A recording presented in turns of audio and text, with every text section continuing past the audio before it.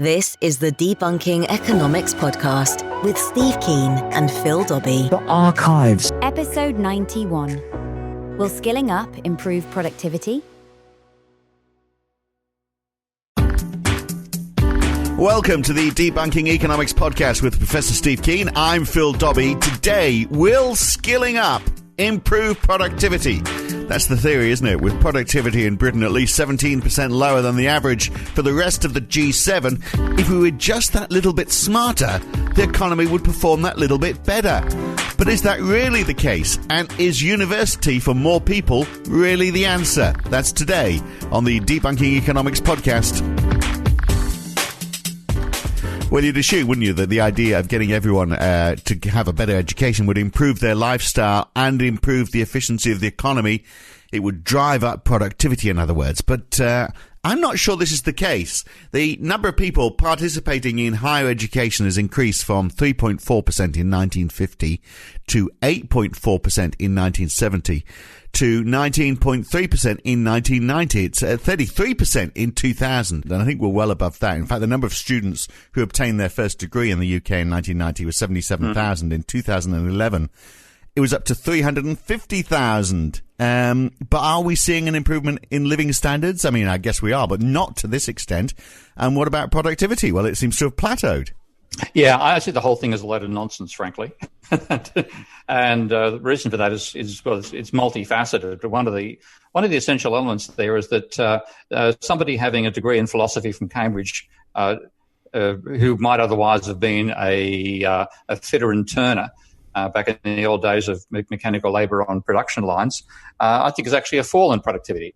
Because what we define as productivity focuses upon this idea of seeing increasing labour productivity is an essential part of increasing GDP, the usual fixation on growth. And people say, well, if labour is more productive, therefore produce more output. I think that's completely, and I'll use a technical term here, arse about tit. And the reason for being asked about tit is that it's not labour that gets to be more productive at all, because the way economists think about labour and think about capital, they do both extremely badly. But if you ask them what does the labour mean in their equations, it fundamentally means unskilled labour. It doesn't mean putting an extra Elon Musk on a production line. It means putting an extra person who's just got a fast pair of hands, hopefully, right, on a production line. Sure, but that's for production line. But if you're educating lots of Elon Musks, then you might have lots of production lines. You're not, and this is part of the problem. This has been this is one reason I'm leaving the university sector, a major reason I'm leaving the university sector, because if you go back to the 1960s and 70s, before we had the blowout in the inflation that led to the rise of neoliberalism, that led to the argument we should all pay for education, et cetera, only, as you said, a tiny fraction of the population went to university. And a lot of those were elite. They were, the ruling class rather than the intelligentsia, yada, yada, yada. But a sufficiently large number of highly intelligent people went through. And they were they're not only, of course, but the Stephen Hawkings of the world and so on and so forth.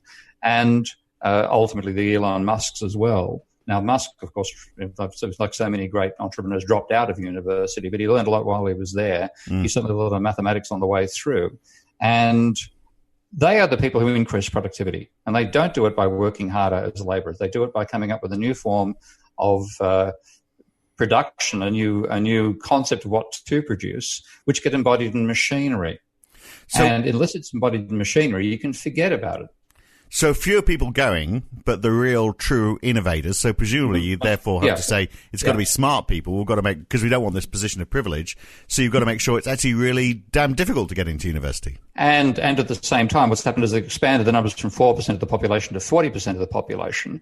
If you're still attempting to pass the same percentage of the cohort, so not quite the same percentage, but you might be passing, say, 90% of those when it's back in the days of 4% of the population going. You're not going to be you're going to be passing like at least 80% every year of those who make up 40% of the population. I hope people can do the calculations to hear the exams are going to have to be easier.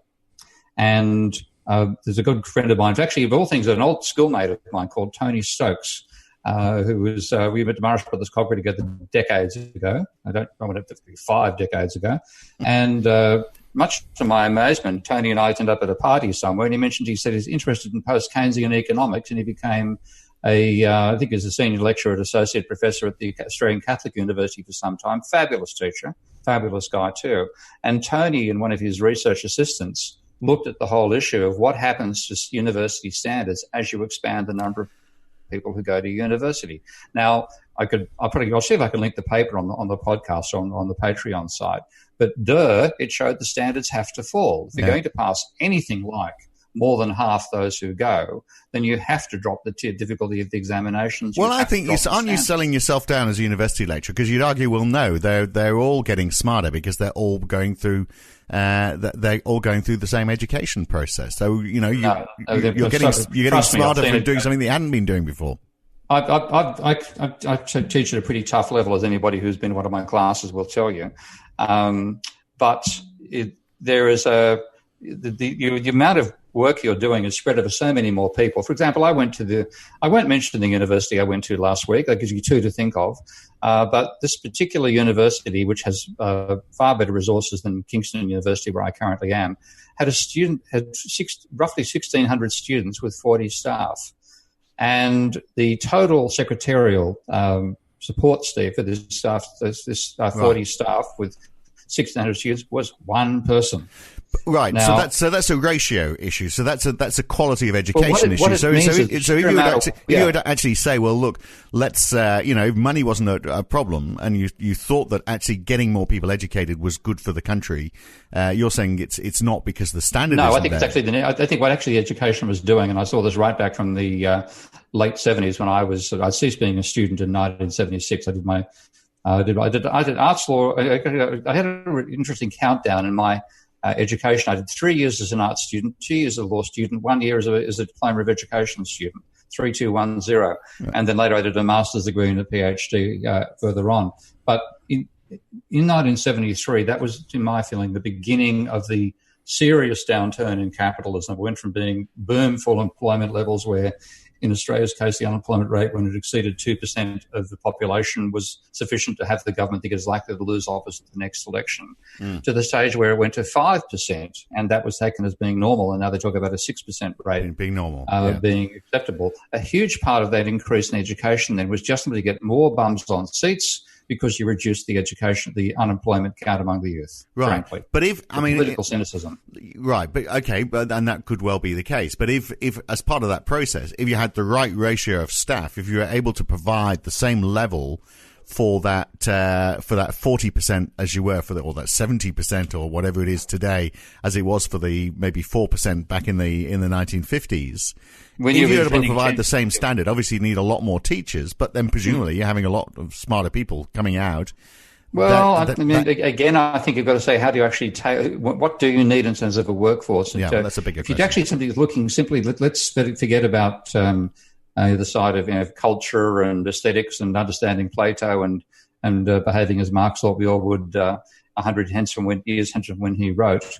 Let's just look at the sheer getting physical commodities out of a production system, but the strict definition of productivity. Does having more people going to university increase that productivity?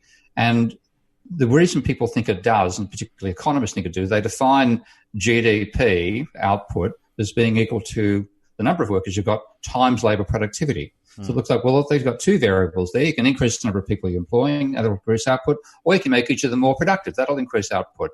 Wrong way of thinking, because that so-called labour productivity is simply a ratio. It's a ratio measuring how many widgets are produced per annum, and divide the widgets by the number of people employed, and that's where the ratio comes from. Right. So it's not a causal factor; it's a derivative outcome. And this is, I must say, this actually is recently something which has only occurred to me with great clarity very recently, because I've been working on all this stuff, as you know, about energy. And when you look at how economists from my school of thought, the post-Keynesians, non-orthodox, non-neoclassical types, define output, we say, well, output is either equal to labour productivity times how many workers you have employed, or it's equal to the number of machines you've got divided by the machine output ratio. And I took a look at that and I would think, hang on a second. What we've got here is this thing called labour productivity. It's a ratio between output and labour, but it's also, put it on the other side of one of those equations, it's a ratio between how many workers you have and how many machines there are. Yeah. And if you have what you sort of call rising labour productivity, what that actually is a smaller number of people per machine. Yeah, now, if you look, that's what's caused growth. More machines per person, right? Effectively, and that is absolutely what clearly what's happening at an increasing rate these days. So doesn't that mean that the idea of we don't in the olden days we had the small, and they were the elite who went off to university. They're either very rich or very smart. And everybody else were the grafters who were doing all the work. We don't need the grafters now because the machines are doing that for us. So aren't we better sending them so they can educate themselves to a stage where they might think up the ideas about, what else machines can do, which is going to improve our lot? Well, I'm afraid that takes a fairly high level of brain power. And again, I'm not a eugenicist in this sense, but I know a highly intelligent person when I meet them. And if you're going to get somebody to design, let's say, a new way of designing semiconductors, or a new form of rocket propulsion, or a new way of making 3D printing, et cetera, it's not going to be your average bod. It's going to be the absolutely exceptional. But it doesn't have to be stuff like that, though, does it? It could just be somebody who, for example, you have people who've been to university and therefore they can run a cereal factory, for example, which is largely automated, but they've got the smarts to be able to manage the business or do the marketing, all the stuff that needs a bit of brain power. There are some of those. I mean, one of my nephews is actually doing precisely that. Not a cereal company, is actually in IGA in Australia. It does happen, but most of the learning that's related to actually occurs not in the university, occurs on the factory floor. And you have to have factory-oriented learning and factory-oriented ways in which somebody who is not a Elon Musk can contribute something new. For example, one of my favourite companies for a while in Australia was Mitsubishi, which was established a car factory for a while in South Australia, I think it was. And they brought across a whole lot of the ideas from Japanese manufacturing, but those ideas actually originated with an American engineering guru called Deming, and I can't think of his first name, but Deming invented not just the idea of just-in-time, he also invented the idea of the lean manufacturing system. Now, people think lean means mean. What lean meant was that if you had a Fordist factory, there was a production line which went slightly faster than the workers could cope with, and that was it. You simply had to keep up with it. In the Deming factory, said every worker has to be able to stop the production line, period. Just press a button, it stops. Why did it stop? Something's not working at my station. This isn't working. Okay, let's work out that problem. Get it going again. Time and time and time again. Ultimately, every last problem on that production line is ironed out by the workers on the production line themselves. Right. And that. Now, then my favorite example with Mitsubishi, this is why I wanted to bring it up, is that part of the process of building a car, of course, involves putting doors on the thing. And the doors themselves have to be slotted in. You can imagine the sliding it's going to get them on the pillars that hold them onto the chassis of the car. Well, the workers at the stage of doing that worked out that the machine itself wasn't adequate to the job. So they designed a sliding piece of metal that would mean that the door would latch onto the sliding piece of metal, rotate down, and bang, land on the pivot every time. And the managing director of the firm was particularly taken with that invention, which was produced by the workers. You're not talking about Elon Musk level here. You're saying, how do we get this to function properly? Now, that's what happens in factories. It doesn't happen at universities. Yeah. Well, maybe it should. Maybe that's part of the issue is that universities are teaching the wrong thing. Maybe, it's been said many times before, isn't it, that they need to be more vocationally focused. Well, we used to have, and again, there's nothing that totally pisses me off. I used to work for a guy called Rich. What's his name? John Dork. John Dawkins. Yeah, Dork. That was part of it. John Dawkins. Pardon me, but I'm so bloody annoying. He was Minister for Trade, but he also became Minister for Education in Australia. And he had the bright idea of abolishing the three-layered university system we used to have. We used to have technical and further education for trade skills, College of Advanced Education for secretarial and management skills and bookkeeping and so on, and universities for high level of philosophy as well as engineering and science and so on. He decided to abolish the middle layer, which is a stupid idea that has also been adopted in England as well. So as I realised since I arrived here, education policy in Australia seems to be, we'll think up something stupid, you do the same thing and then top us, and we'll try that, and they bounce between the two countries. You need the 3-layer system works. You needed to have something specifically for those who are going to work in manufacturing and trades, specifically for those who are going to work in office administration and design to some extent, and specifically those who are doing the high level stuff. So I think we've done a whole lot of, we call them reforms, and I'm sick of how neoliberals have used the language. I call them deforms. Yeah. They took a perfectly well-functioning system and effed it up completely. Right, because we should have technical college, more technical college. We should have technical. And if you look at the German education, I don't know Germany well enough, but I know enough about Germany to make this comment. First of all, university education in Germany, I believe, is still free. Yeah, but it's restricted. You have to get a good mark to get in there. You have to be a high-performing student, and they have technical colleges which train you at the level of manufacturing, design, handling manufacturing processes, et cetera, and that the technology they are taught again in those is extremely high standard. Far higher standard than you'll find in most of the Anglo-Saxon countries. And it is not a put down to say, I work in this area, because people know you're a highly skilled individual who produces high quality who's contributing to the economy, possibly more than somebody who's done a communications degree. Absolutely. The stuff is a wank, pardon me. I agree. But look, there's also a question about what all this does to wages, both in terms of graduates, but also in terms of tradespeople as well. So graduates, they see themselves obviously as being more skilled, therefore they expect to attract higher wages. If we have a lot of people expecting higher wages, then supposedly that's going to create inflation, which might be a good thing because it increases spending power, but they get crowded out, of course. If there's so many of them, then the skills that they provide are in oversupply, so they're not going to be able to...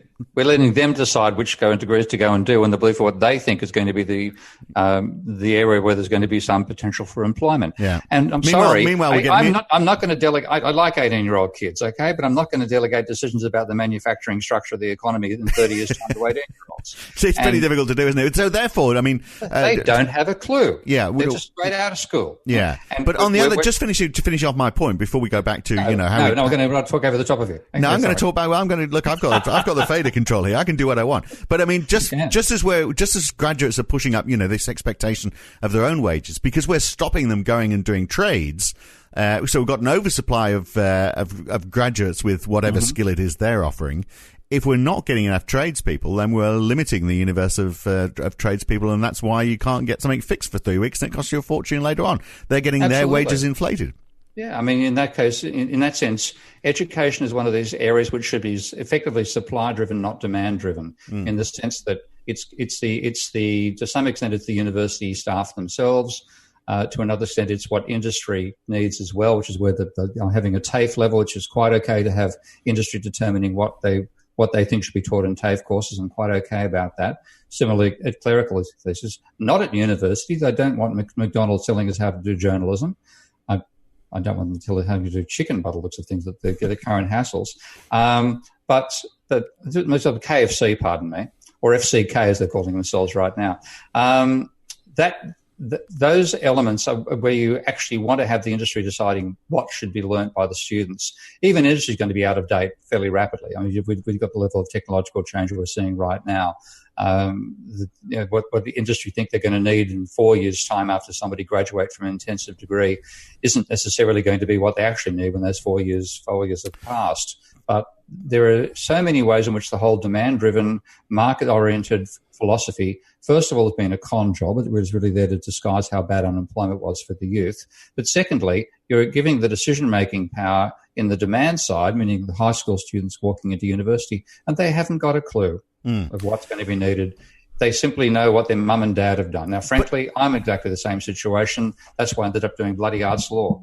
But they've got to do something. You say yourself, if there's high unemployment, better off that they continue their education, even if it's irrelevant. It's better to pay them to go to school than it is to pay them to sit at home and play computer games. And there will be something they learn in that process, which is going to be better for the economy, presumably. But I think we've distorted. This is one area where politicians have really stuffed up very, very badly, because they have driven into universities with a political agenda, partly an agenda of spin, hiding how bad its youth unemployment is, but partly also an agenda driven by the backgrounds that most of these politicians come from, and most of them are not engineers. Most of them are not scientists. They are arts law graduates.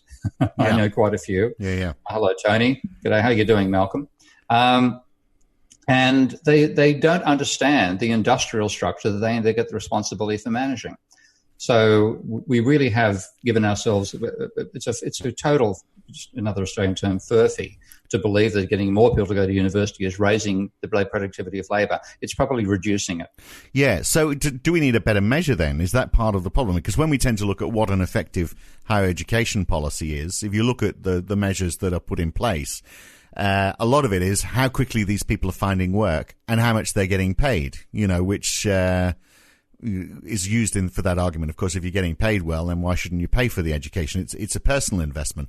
Shouldn't we be looking at higher education rather than a personal investment and the return it's giving to individuals? Shouldn't we be trying to find a way of saying, well, what is it doing for the broader economy? How is it increasing or for the broader society? Yeah. For the broader society, yeah. Now, actually, one thing I'd like, we should in April or May, we should have David Graeber come along and have a chat, a three-way chat with us, because David's coming up with a new book in April, which I'm thoroughly looking forward to seeing released, called Bullshit Jobs, because the large part of what people end up doing actually ends up being bullshit rather than worthwhile work. Yeah. And this relates to this whole issue that you aren't really training a workforce for production. They are being trained for a social system, which has all sorts of inefficiencies in it. And if you actually want to look at somebody from the point of view of producing output, and people get absorbed in doing all these things which they know are actually probably a net negative for social benefit.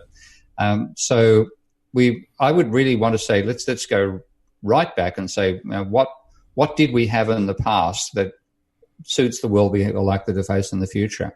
And we had, first of all, the technical education for those who are going to work strictly in manufacturing, clerical education for those working in management, the middle level, higher education for those working either philosophy at one extreme or science and engineering at the other. But also we had working men's colleges for the working person who wanted to get exposure to philosophy and different ideas of life. And that system, which evolved up to and including the early post-war period, I think was a lot better than what we've had the politicians design in the last 20 or 30 or 40 years after the economic downturn made it imperative for them to disguise how badly the economy was doing.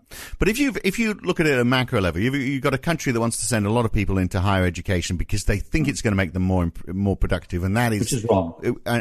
But if you had the right education, could it? Because and if they become more productive, then you improve your country's balance of trade ultimately. And I'm just thinking that's what China's doing, isn't it? Aren't they? And they are putting a lot of people into higher education, but they're all doing STEM subjects. But they're in enormous level of practical training and engineering. And again, I've forgotten the actual type of job that what's his name, Cook from Apple was talking about. But he said if you wanted to get people who actually got the knowledge, have learnt, in other words, the knowledge for detailed supply chain management, and hold a meeting of them in America, you might fill the room he was talking in. Hold a meeting in China, you'll fill an Olympic stadium with people with those skills. So it is something which is, how but I don't think any university person would know how to design a sub-micron level manufacturing system, except for a tiny minority going through and doing. Right, but somebody could. I mean, that's the point. Not with the university education. Right. Okay. Well, we need different people running universities then. Well, let's take it back to the very basic level. It makes sense, doesn't it? Forget about the system that we have and the people who are in it and the way it works. But it makes sense that public money is there to train people up so when they go into the workforce, they are more productive. That's got to be better for the economy. It's just it's not working because the system isn't working. I still think we've got the wrong idea of what productivity is for most people, particularly where manufacturing is headed, because things like a Boilermaker and a fitter and turner and jobs like that, which were essential in the up to the 50s and 60s and even 70s, those jobs are disappearing with robots. And what you basically have people who need skills in complaining about what they call computer numerically controlled machines. We don't need many of them. We We don't need many of them, though. We need a tiny number. Yeah. So what does everyone else? Does the human race just dumb down then? Machines are doing everything. Do we just forget about the idea of an education? Well, we have to say, okay, what sort of education do you need? And then there's an education for functioning in society. rather than education for functioning as part of a manufacturing system. Right, but that's why I think we need to move in that direction. And that sort of talks about more philosophy in many ways than ultimately the hard skills. But it's the complete opposite of productivity. So then you're starting to say, well, we don't need STEM subjects for everybody. Yeah. They can go and do. Well, let's hope they're not going to do communications degrees. Let's please. There's so many radio podcast makers out there. We already. don't need anyway. There's no competition needed there. With the whole area is sewn up. But no, I mean, studying the classics or history or just getting a breadth of knowledge. About the world. And that then says you're not doing it for productivity reasons, you're doing it for social functioning reasons. Right. And that is, I think we ultimately have to move in that direction because we are going to need so few people to produce output in the future. But haven't we just come full circle in this conversation then? Because we have. We started off by saying there's too many people going to university because there's not enough jobs for them. Now we're saying, well, there's not going to be enough jobs for them. We might as well go to university. And in that case, we're saying, what do you do with the teachers? What is the role of the teachers? It's to educate. It's to not. But the focus at the moment is making these people productive. It isn't what they're doing at university. It's not what university achieves. When it increases productivity, it's because it inspires somebody or teaches somebody like an Elon Musk how to do computer programming, so he designs PayPal. Teaches somebody like Stephen Hawking how to do incredibly complicated partial differential equations, so he ends up working out theories about black holes and so on.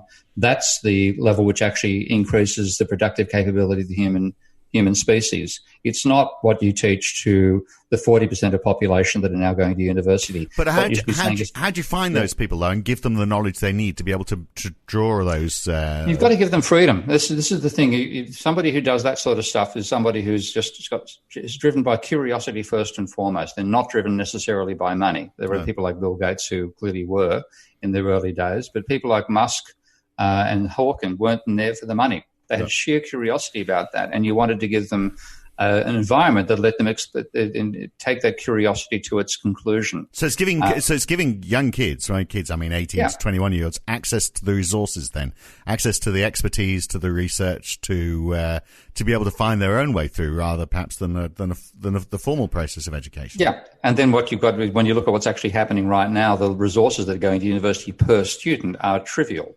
So the capacity for somebody to go and dawdle inside a laboratory and play with the technology and say, can I come up with a new way of manufacturing this or a new way of conceptualizing this idea? They just don't have the time anymore. So we're under-resourcing the area that's going to give us that genuine productivity. Right, but is that part of the problem is for those people who don't have that inclination, who are still going off to university because they can't get a job doing anything else, but really they'd rather just slack off? I mean, maybe we just say, well, okay, you slack off because you're chewing up resources that are being used by those people who've got a genuine interest. You can come to university so you don't appear like an unemployment statistic. You can contribute to the local economy because you're going to drink in our bars, but just don't bother showing up. No, not quite that bad. I mean, please, but I think we have to think about education for the sake of creating a society which is functional, and which people don't want to take antidepressants to survive or intoxicants to survive. And unfortunately, where we've gone is more shoving square pegs in round holes, and we don't need the holes in the first place. Right. All right. A very philosophical discussion today, wasn't it, really? But, education, we look at it as a measure of productivity.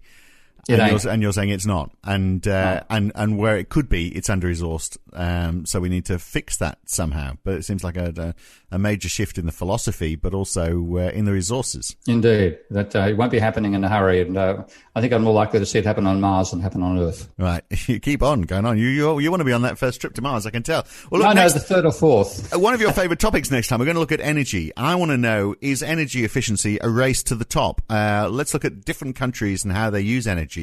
And we'll look at a few questions on that, so we'll look at that next time. Okay. But that's it for now. Hopefully that has been informative, slightly, at least entertaining anyway. I'm Phil Dobbie. This is the Debunking Economics podcast with Professor Steve King. We'll see you next time.